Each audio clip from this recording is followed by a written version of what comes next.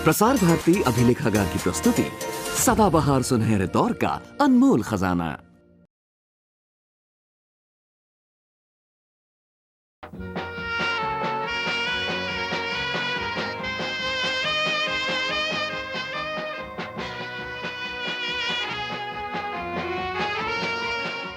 अंग्रेजी सरकार के अंतहीन जुल्मों के विरोध में उपजे अडिग संकल्प के फलस्वरूप बहुत से शहीदों ने स्वतंत्रता की बलिदेवी को अपने खून से सींचा था और जेलों में यातनाएं सही थीं, प्राण दिए थे। जतेंद्र नाथ मुखर्जी बंगाल के क्रांतिकारी आंदोलन के प्रमुख नेता थे।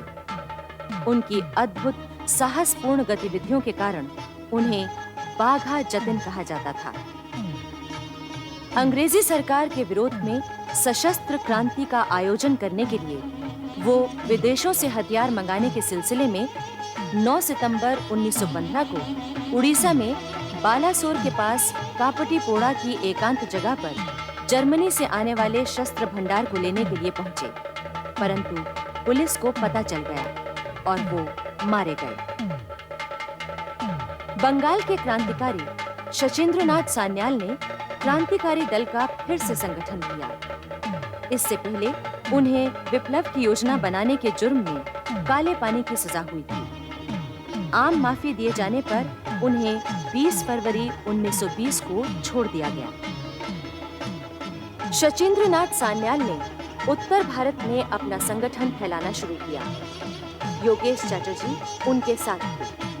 इस संगठन का नाम था हिंदुस्तान रिपब्लिकन एसोसिएशन। उन्होंने कोई 23 नगरों में इसकी शाखाएं स्थापित की थी। इस संगठन के सिलसिले में पंडित राम प्रसाद बिस्मिल उनके संपर्क में आए। पंडित राम प्रसाद बिस्मिल बचपन से ही देश के लिए कुछ करने को बेचैन थे। युवावस्था में जब अन्य क्रांतिकारियों की बातें सुनते तो कुछ करने को बेचैन हो उठते। आखिर उनकी इच्छा पूरी हुई, शचीन्द्रनाथ सान्याल के संपर्क में आ गए। राम प्रसाद बिस्मिल अपने क्रांतिकारी दल में उन्हीं लोगों को शामिल करते थे जो उनकी कठिन परीक्षा में सफल हुए। चंद्रशेखर आजाद और अशफाक उल्लाह ऐसे ही सफल व्यक्ति थे जिन्हें दल में लिया गया था। राम प्रसाद बिस्मिल अपने विचारों और नियमों के पक्के थे। उन्हें दल में अनुशासन बहुत प्रिय था। वो एक अच्छे शायर भी थे।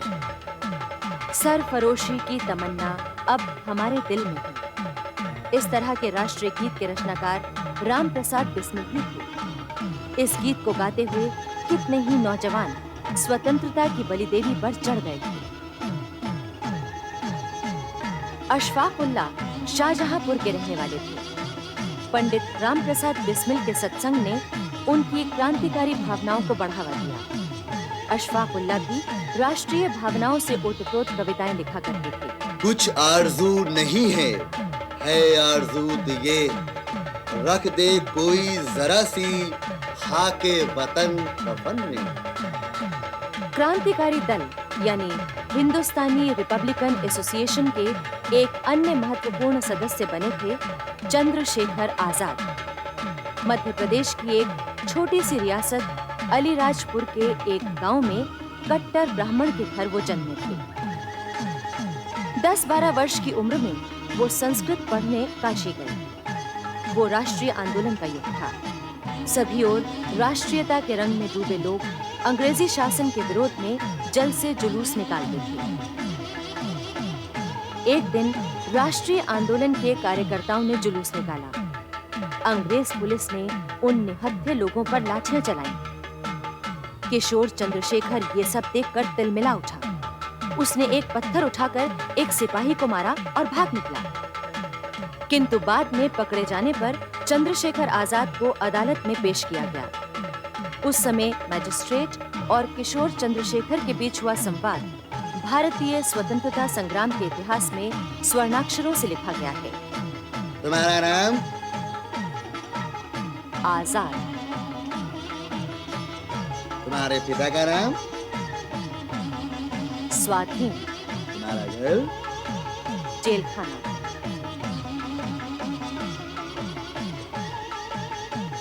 बस तभी से किशोर चंद्रशेखर के साथ आजाद नाम जुड़ गया। उन्हें तब 15 बैंतों की सजा हुई थी। हर बैंत की मार पर उन्होंने कहा था, वंदे मातरम, भारत माता की जय। राजेंद्र नाथ लाहिड़ी, वो थे तो बंगाल के, पर बचपन से ही बनारस आकर रहने लगे थे और बनारस के क्रांतिकारी दल के मुख्य संगठक थे। राष्ट्रीय आंदोलन में सक्रिय कार्य करने वाले लाहिड़ी पर बिस्मिल को बड़ा भरोसा था और शचींद्रनाथ बख्शी भी बंगाली थे, पर बनारस में रहते थे। वो शुरू से ही स्वतंत्रता के लिए क्रांतिकारी कार्यों में जुटे हुए थे, इसीलिए उन्हें हिंदुस्तान रिपब्लिकन एसोसिएशन का सदस्य बनाया गया था। उन्हें झांसी में संगठन चलाने के लिए भेजा गया था। काकोरी योजना के लिए बिस्मिल ने उन्हें खास तौर पर बुलाया था। 9 अगस्त 1925 को सहारनपुर लखनऊ पैसेंजर ट्रेन जब काकोरी के पास पहुंची तो ट्रेन रोककर क्रांतिकारियों ने सरकारी खजाना लूट लिया और लखनऊ चले गए। उनकी धरपकड़ में चंद्रशेखर आजाद को छोड़कर बाकी सभी लोग पकड़े गए। बाद में राजेंद्रनाथ लाहिड़ी, रामप्रसाद बिस्मिल, रोशन सिंह और अशफाकुल्लाह को फांसी हुई। शचींद्रनाथ बख्शी, मुकुंदीलाल, केशव तथा मनमथनाथ गुप्त को जेल की सजा हुई। भगत सिंह को भारतीय स्वतंत्रता क्रांति की धारा के लिए मोड़ सूचक मील का पत्थर कहा गया है।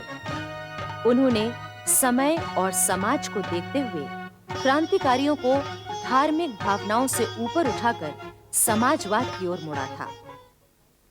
लाला लाजपत राय की हत्या का बदला लेने के लिए 15 दिसंबर 1928 को क्रांतिकारी दल ने अंग्रेज अफसर सैंडर्स की हत्या कर दी। इसमें शामिल हुए भगत सिंह, चंद्रशेखर आजाद और शिवराम राजगुरु। अंग्रेज अफसर सैंडर्स की हत्या के बाद ये लोग लाहौर से वेश बदलकर भाग निकले। दुर्गा भाभी के साथ उनके बच्चे को गोद में लेकर भगत सिंह चले। राजगुरु उनके अर्दली बने थे और चंद्रशेखर आजाद एक पंडे के वेश में तीर्थ यात्रियों की टोली के साथ निकल गए। इसके बाद क्रांतिकारी दल ने दिल्ली में असेंबली में बम फेंकने की योजना बनाई। इसके लिए भगत सिंह को भेजने का फैसला किया, किंतु राजगुरु और सुखदेव दोनों ही चाहते थे कि उन्हें भेजा जाए। क्रांतिकारी सुखदेव लुधियाना के रहने वाले थे। कॉलेज में पढ़ते हुए उनका झुकाव क्रांति की ओर हो गया था। फिर वो भगत सिंह के संपर्क में आए। इनके हाथ में इनका नाम गुदा हुआ था। क्रांतिकारी होने का किसी को पता न लगे, इसलिए एक दिन सुखदेव ने मोमबत्ती जलाकर उस गुदे हुए भाग को बड़े साहस से जला दिया। साथ ही क्रांतिकारी उनके इस साहस को देखकर चकित रह गए थे। दिल्ली में असेंबली में बम फेंकने का काम अंत में भगत सिंह और बटुकेश्वर दत्त को सौंपा गया था। बटुकेश्वर दत्त सन 1924 में भगत सिंह के संपर्क में आए थे। क्रांति की चिंगारी बटुकेश्वर दत्त में बचपन से ही सुलग रही थी। भगत सिंह के साथ से उसे बल मिला।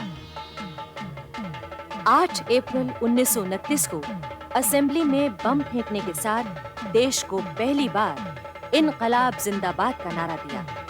भगत सिंह और बटुकेश्वर दत्त ने भागने की बजाय गिरफ्तारी दी। सरदार भगत सिंह ने अपने बयान में कहा था, क्रांतिकारी दल का उद्देश्य मजदूरों और किसानों को उनका हक दिलाना है, ताकि हम एक वर्गहीन समाज की स्थापना कर सकें।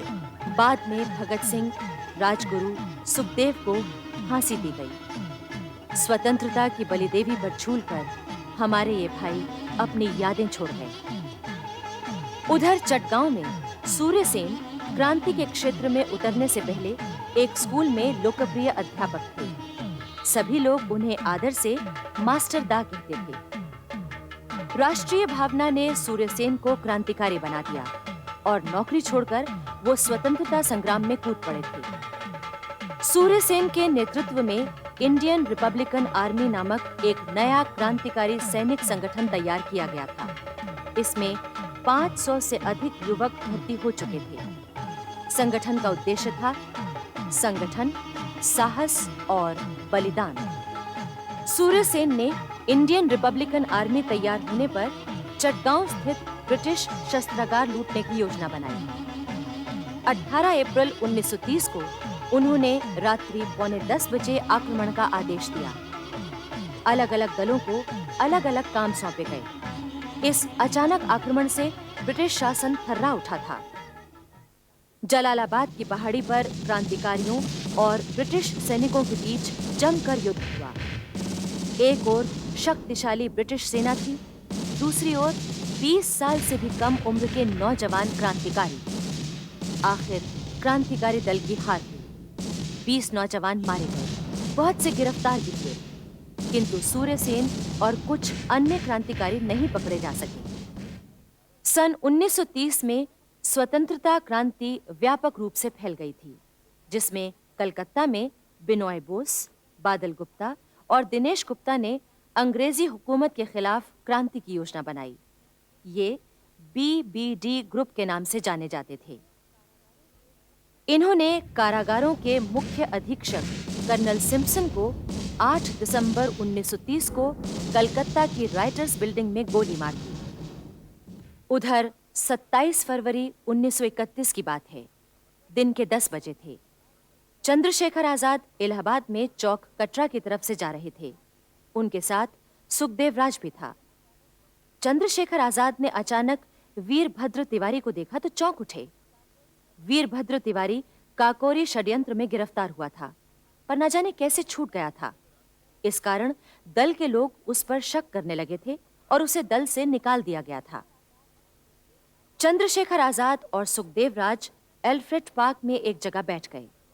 इतने में पुलिस अफसर बिसेसर सिंह और डालचंद खुफिया पुलिस के सुपरिंटेंडेंट नॉट बावर को लेकर पार्क में पहुंच गया। दोनों तरफ से गोलियां चलने लगीं। सुखदेव राज मौका पाकर भाग निकला। अब एक तरफ चंद्रशेखर आजाद अकेले और दूसरी तरफ 3 लोग मुकाबले में रह गए थे। नॉट बावर के हाथ में आजाद की गोली लगी और पिस्तौल छूटकर गिर पड़ी, परंतु विशेषर सिंह लगातार गोली चला रहा था। आजाद की एक गोली उसके जबड़े पर लगी और वो घायल हो गया, परंतु आजाद पैर में गोली लगने से घायल हो गए और उनकी गोलियां भी खत्म हो रही थीं। आखिर एक गोली बचने पर उसे उन्होंने अपने आप को मार लिया और सदा के लिए सो गए। चंद्रशेखर आजाद क्रांतिकारियों के आदर्श नेता थे। उन्होंने अपने साथियों में ऐसी लोकप्रियता हासिल की थी कि वो आजाद के एक इशारे पर प्राण देने को तैयार रहते थे। उधर सूर्यसेन के दल की एक सक्रिय कार्यकर्ता थीं कल्पना दत्त। चटगांव शस्त्रागार कांड के दिनों में ही वो चटगांव आई थीं और क्रांतिकारी मनोरंजन राय के घर ठहरी थीं। उन्होंने चटगांव साइंस कॉलेज में दाखिला ले लिया था। वो पढ़ाई के साथ साथ ब्रिटिश शासन के खिलाफ क्रांतिकारी योजनाओं पर कार्य करती थीं। ब्रिटिश पुलिस को सूर्यसेन, कल्पना दत्त आदि की बहुत तलाश थी, पर वो हाथ नहीं आते थे। चटगांव के पास कोयराला गांव के एक जमींदार को ब्रिटिश पुलिस ने 10,000 रुपयों का प्रलोभन दिया कि वो सूर्यसेन और उनके साथियों को पकड़वा दे। वो जमींदार सूर्यसेन से परिचित था। 16 फरवरी 1933 की रात सूर्यसेन अपने साथियों के साथ उस जमींदार के निमंत्रण पर पहुंचे। उनके साथ कल्पना दत्त भी थीं। अभी पुलिस ने जमींदार का घर घेरना शुरू ही किया था कि सूर्यसेन को पता चल गया। दोनों ओर से गोलियां चलने लगीं। सूर्यसेन पकड़े गए, किंतु कल्पना दत्त और कुछ अन्य साथी पकड़े नहीं जा सके। परंतु 19 मई 1933 को कल्पना दत्त और उनके साथी सागर तट पर बसे गाहिरा नामक छोटे से गांव से गिरफ्तार कर लिए गए। बाद में पुरुषों को तो फांसी दे दी गई, किंतु कल्पना दत्त को आजीवन कारावास की सजा मिली। उधर सूर्यसेन पर मुकदमा चला। उन्हें फांसी की सजा दी गई। 12 जनवरी 1934 को जब आधी रात के समय उन्हें फांसी के लिए ले जा रहे थे, तो सूर्यसेन ने बड़ी जोर से वंदे मातरम का घोष किया। जेल के सारे कैदी जाग उठे।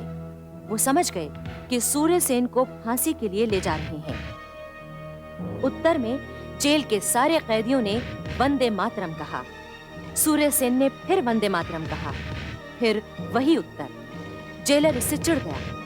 उसने सूर्यसेन के सिर पर डंडा मारा, पर ना सूर्यसेन चुप हुए और ना जेल के कैदी।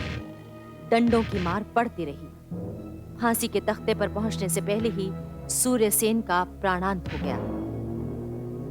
जेल अधिकारियों ने अपनी गलती छिपाने के लिए उनके मृत शरीर को फांसी पर लटकाकर कानूनी कार्रवाई पूरी कर दी। स्वतंत्रता आंदोलन के दौरान अपना बलिदान देने वाले अमर शहीदों के अलावा उन लोगों का जीवन भी उतना ही कष्टदायी था जो देश की तमाम जेलों में तरह तरह की यातनाएं भुगत रहे थे या उन्होंने प्राण दे दिए, किंतु उन यातनाओं के सामने झुके नहीं। अनेक स्वतंत्रता सेनानियों को उस समय अंडमान की सेल्युलर जेल में बंदी बनाकर रखा गया था।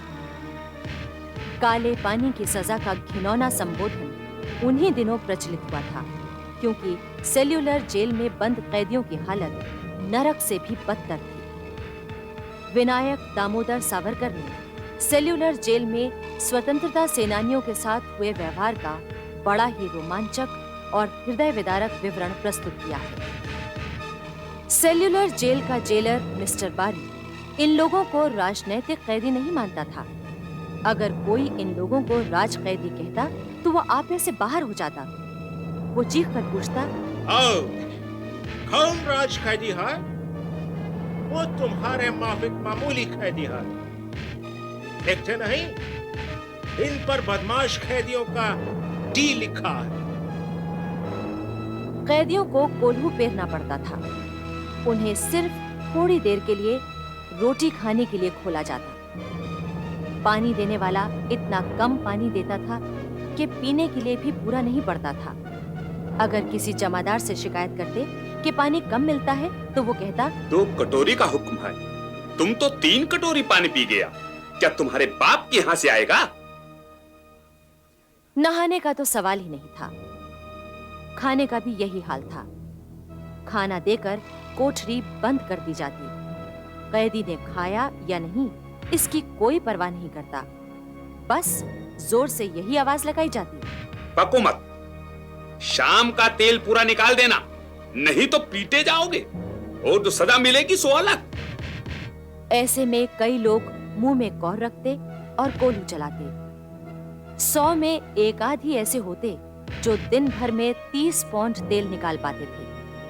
जो लोग तेल नहीं निकाल पाते उन पर जमादार नंबरदार डंडे बरसाते, लात घूंसा और जूते मारते। उस समय किसी की बीमारी वगैरह की भी परवाह नहीं की जाती। सेल्युलर जेल में राजनीतिक कैदियों पर होने वाले जुल्मों की चरम सीमा ये थी कि सवेरे, दोपहर और शाम के सिवा कोई शौचालय भी नहीं जा सकता था। अगर चला गया तो हथकड़ी बंधवाकर 8 घंटे खड़े रहने की सजा दी जाती। स्वतंत्रता सेनानियों के साथ जेल की लंबी लंबी सजाएं भोगने वाले पंडित जवाहरलाल नेहरू के अनुभव भी बड़े रोमांचक और दहशत भरे रहे हैं। उन्होंने लिखा है, देहरादून जेल की उस छोटी सी कोठरी में मुझे ऐसे लगने लगा जैसे मैं उसी का एक हिस्सा हूं। वहां कितने ही ततैये और बर्रों के छत्ते थे और कितनी ही छिपकलियों ने शहतीर के पीछे अपना घर बना लिया था। खटमलों और मच्छरों मक्खियों से मेरी लड़ाई बराबर रहती थी। जब कभी बिजली जोरों से कड़का करती तो बिच्छुओं के झुंड अधिक हो जाते।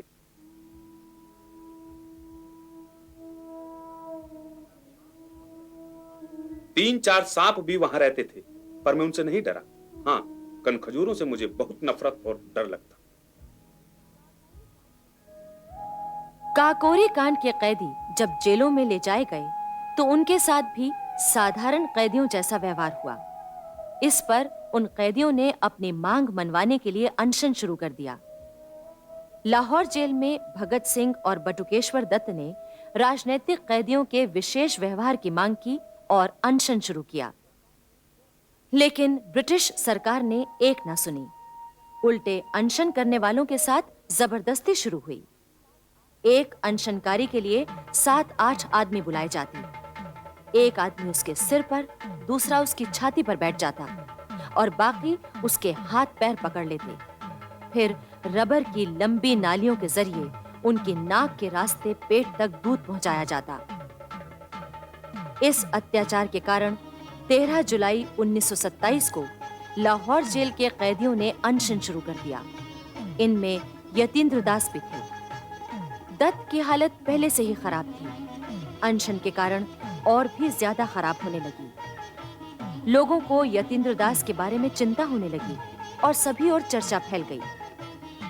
जवाहरलाल नेहरू ने जेल में जाकर अनशन करने वालों से मुलाकात की। उन्होंने देखा कि ये अनशन अपने लिए नहीं बल्कि तमाम दूसरे कैदियों पर हो रहे जुल्मों के खिलाफ किया गया है। नेहरू जी ने अखबारों में बयान दिए। यतेंद्र की हालत बहुत खराब हो गई है, बहुत कमजोर हो गए हैं। उनमें करवट लेने की ताकत नहीं है। वो बहुत धीरे धीरे बोलते हैं। मालूम होता है वो अपने प्राणों की बाजी लगाकर लड़ाई में शामिल है।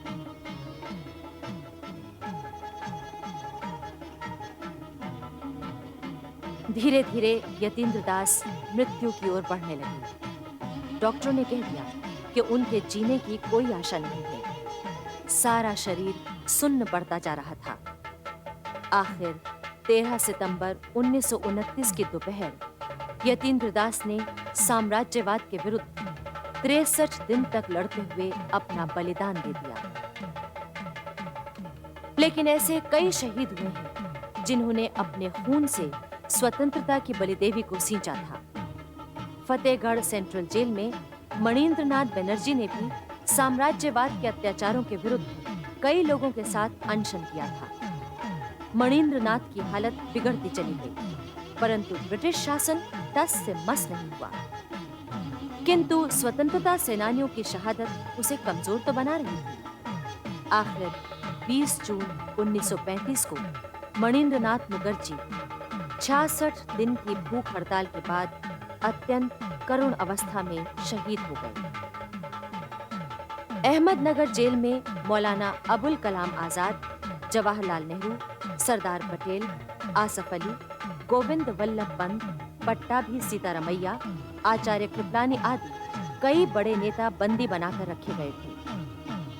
बंबई से आए जेलों के इंस्पेक्टर जनरल ने उन्हें बताया कि वो न तो अपने रिश्तेदारों को चिट्ठियां लिख सकते हैं, न ही उनकी चिट्ठियां मिलेंगी, अखबार भी नहीं मिलेंगे। ये हुक्म बहुत सख्त है जिसका पालन करना ही होगा। इस तरह ये सब बाहर की दुनिया से बिल्कुल कट चुके थे। परंतु जन्मभूमि को अंग्रेजों के कब्जे से मुक्त कराने के लिए अडिग संकल्प, शक्ति और साहस का उदय हो चुका था।